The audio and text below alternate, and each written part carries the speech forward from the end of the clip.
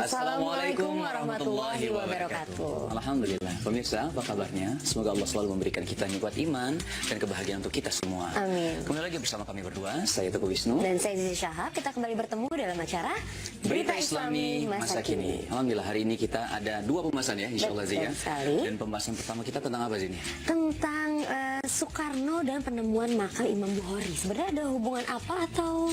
Aku juga bingung, Soekarno sama Imam Bukhari dari lahirnya saja sudah berbeda sekali. Beda. Gitu kan? Sejarahnya juga sepertinya nggak ada kaitannya ya. Kayaknya nggak ada ya. Langsung kita lihat aja biar lebih jelas ya. Ini dia.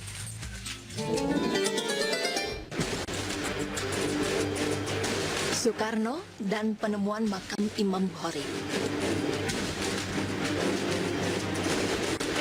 Pemirsa beriman, sebagai masyarakat Indonesia kita pantas berbangga hati karena negara kita memiliki kontribusi yang besar terhadap dunia, khususnya dunia Islam. Sebagai umat muslim, kita pasti mengenal Imam Bukhari. Beliau adalah seorang ahli hadis yang termasyhur di antara para ahli hadis sejak dulu hingga kini, bersama dengan Imam Ahmad, Imam Muslim, Abu Daud, Tirmizi, An-Nasai, dan Ibnu Majah. Bahkan dalam kitab-kitab fikih dan hadis-hadis beliau memiliki derajat yang tinggi.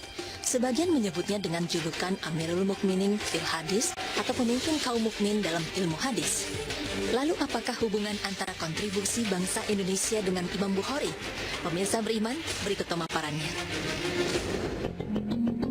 Imam Bukhari terlahir dengan nama Muhammad bin Ismail bin Ibrahim bin Al-Mukhirah bin Barzibah Al-Jufi Al-Bukhari. Beliau lahir pada 13 Syawal 194 Hijriah di kota Bukhara, sebuah kota yang terletak di Asia Tengah. Sebuah kota kuno yang kini merupakan bagian dari Republik Uzbekistan. Masa kecil Imam Bukhari penuh dengan keprihatinan. Di samping menjadi anak yatim, beliau juga tidak dapat melihat karena buta. Tidak lama setelah lahir, ibunya senantiasa berusaha dan berdoa untuk kesembuhan beliau. Alhamdulillah, dengan izin dan karunia Allah, menjelang usia 10 tahun matanya sembuh secara total. Perhatiannya kepada ilmu hadis yang sulit dan rumit itu sudah tumbuh sejak usia 10 tahun. Hingga dalam usia 16 tahun beliau sudah hafal dan menguasai buku-buku seperti Al-Mubarak dan Al-Waqi. Bukhari berguru kepada Syekh Ad-Dakhili, ulama ahli hadis yang termasyhur di Bukhara pada usia 16 tahun bersama keluarganya. Ia mengunjungi kota suci Mekah dan Madinah, di mana di kedua kota suci itu beliau mengikuti kuliah para guru-guru besar ahli hadis. Pada usia 18 tahun beliau menerbitkan kitab pertamanya, Hudaya As-Sahabah wa Tabi'in, atau peristiwa-peristiwa hukum di zaman sahabat dan tabi'in. Karya Imam Bukhari lainnya antara lain adalah Kitab Al-Jami As-Sahih, Al-Adab Al-Mufrad, Al-Tarikh As-Sahih, At-Tarikh Al-Awsat, At-Tarikh Al-Kabir, At-Tafsir Al-Kabir, Al-Musnad Al-Kabir, Kitab Al-Ilal, Raf'ur Yadain fi Salah, Birrul Walidain, Kitab Ad-Duafa, As-Sami As-Sahabah, dan Al-Hibah. Di antara semua karyanya, yang paling monumental adalah Kitab Al-Jami As-Sahih yang lebih dikenal dengan nama Sahih Bukhari. Beliau jatuh sakit di Hartan 10 km dari Samarkand saat mengunjungi sanak familinya dalam perjalanan ke Samarkand untuk menjalani sisa hidupnya. Imam Bukhari akhirnya meninggal pada tanggal 31 Agustus 870 Masehi pada malam Idul Fitri dalam usia 62 tahun kurang 13 hari. Beliau dimakamkan selepas sholat zuhur pada hari raya Idul Fitri. Sebelum meninggal dunia, ia berpesan bahwa jika meninggal nanti, jenazahnya agar dikafani 3 helai kain, tanpa baju dalam dan tidak memakai sorban. Pesan itu dilaksanakan dengan baik oleh masyarakat setempat dan beliau meninggal tanpa meninggalkan seorang anak pun. Setelah wafat, keberadaan makam Imam Bukhari tidak ada yang mengetahui lokasinya secara pasti. Disinilah bangsa Indonesia memiliki peran besar.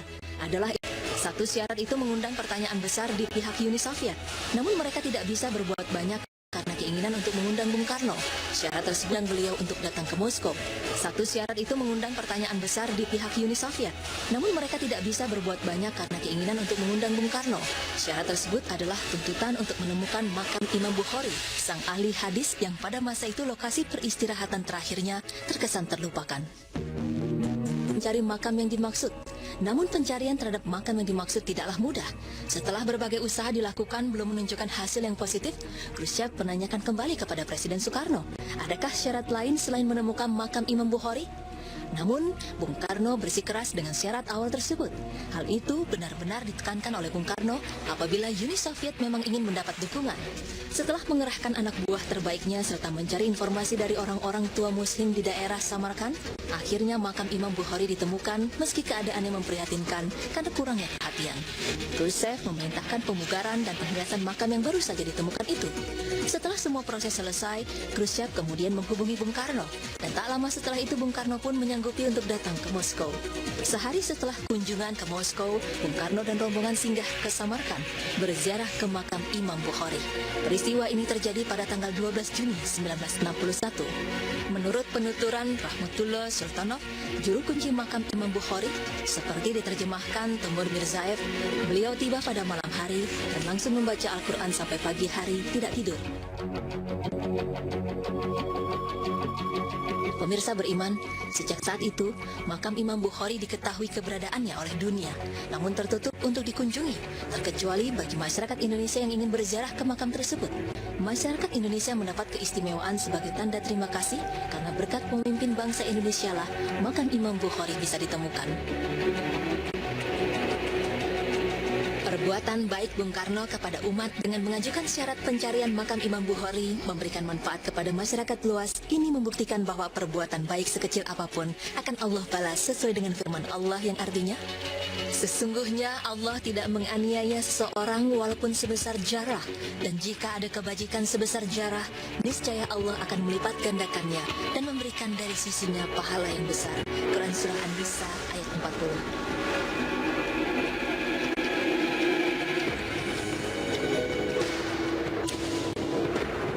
Pemirsa beriman, dari pemaparan tersebut, hendaknya kita sebagai masyarakat Indonesia patut merasa bangga dengan apa yang telah dilakukan Presiden pertama Indonesia, Insinyur Soekarno. Beliau memberi contoh nyata bahwa dengan melakukan hal yang baik bagi bangsa dan agama, balasan dari kebaikan itu tidak hanya kita sendiri yang mendapatkan, tapi juga dapat dirasakan oleh masyarakat luas hingga lintas generasi. Ada baiknya, hal itu menjadi pemicu bagi kita untuk menjadi pribadi yang lebih baik. Semoga informasi yang telah kami berikan bisa memberikan tambahan ilmu dan manfaat bagi pemirsa sekalian. Amin.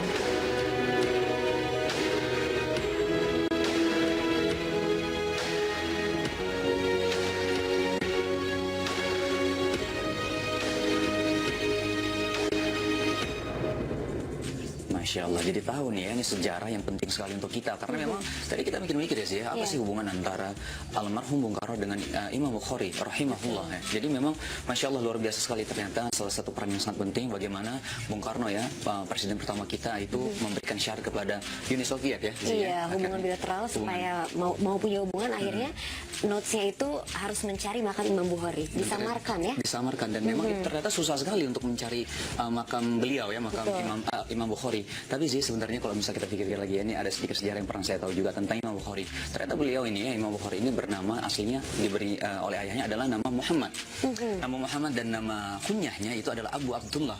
Ya. Jadi Masya Allah sekali, luar biasa sekali ini Imam Bukhari. Tapi karena lahirnya di Uzbekistan, yaitu di daerah Bukhara, jadi dipanggil Imam Bukhari. Jadi Al-Bukhari atau Imam Bukhari gitu. Masya Allah, luar biasa sekali. Dan seperti tadi terakhir dibilang kan, semoga ini menjadi motivasi untuk kita berbuat lebih baik lagi, dan ini bisa menjadi lintas generasi, bukan hanya untuk kita yang sekarang ini. Dan penting memang kita mempelajari sejarah ya Zia. Setuju. Dan selain ini kita akan bahas tentang fenomena ramalan kiamat pada September 2015. Lagi sih.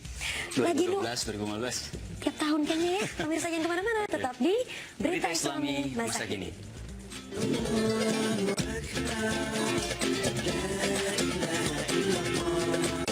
Ada ramalan lagi dari sebuah komunitas atau ya nggak tahu lah ya. Langsung kita lihat aja seperti apa ramalan kiamat pada September 2015. Nah, ramalan kiamat pada September 2015.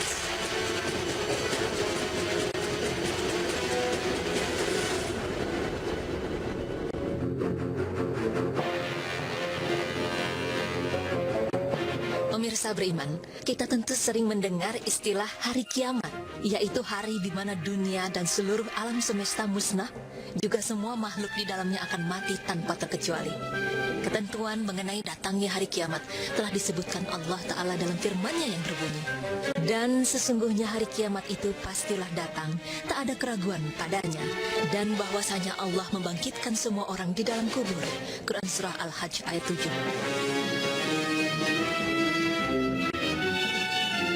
Meskipun pasti terjadi, namun tidak ada seorang pun yang mengetahui kapan hari kiamat akan datang. Rasa penasaran tentang datangnya hari kiamat membuat beberapa individu bahkan kelompok membuat teori-teori mengenai jatuhnya hari kiamat. seperti ramalan yang terjadi baru-baru ini yang menyebutkan bahwa kiamat akan terjadi pada bulan September tahun 2015. Benarkah kiamat akan terjadi pada bulan ini? Lalu kapan tepatnya kiamat terjadi? Berikut tim berita Islami masa kini mengulasnya untuk Anda.